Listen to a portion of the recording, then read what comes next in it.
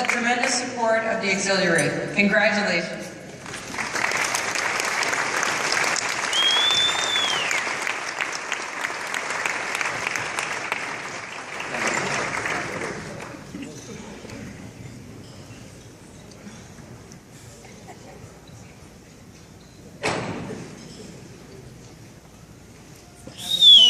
I didn't have to stay within my minute.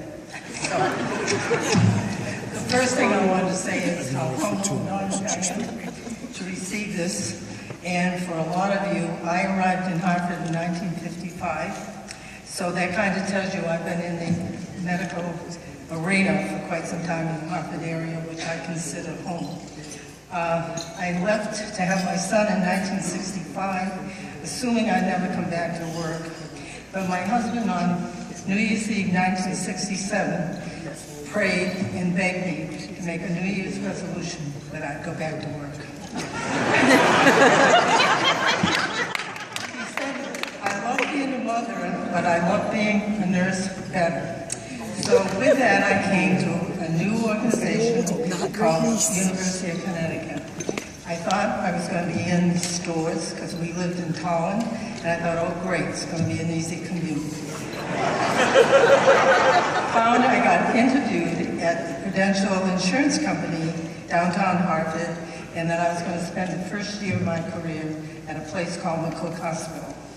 So at McCook, we were there for over 7 years while we waited to get the health center in some kind of shape so that we could attend. So I need to say thank you to many colleagues. Some are with us, some are not. And it goes back to 1968, John Ives, Catherine Davis, Claire O'Neill, Greg Metcalf, Dwight Wadsworth, John Theodore, Phil Stent, John Ray, Jim Foster, Eugene Sigmund, Jim Kennedy, Peter Deckers, Henry Lowe. All of these colleagues listened to this persistent, curmudgeon woman tell them what they had to do.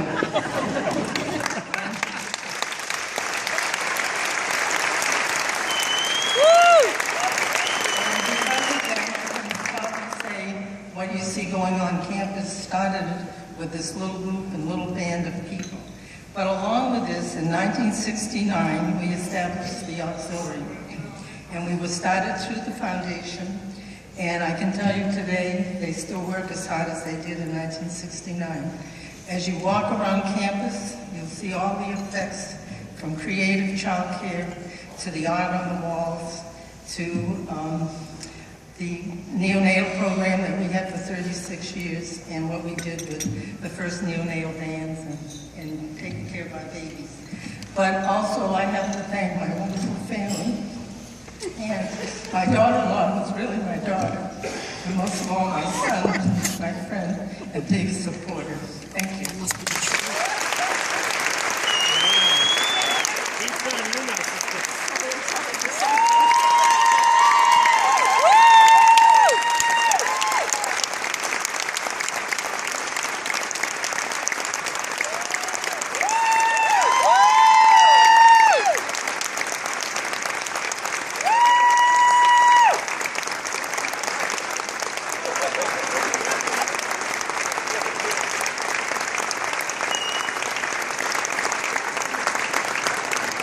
Next, please welcome Dr.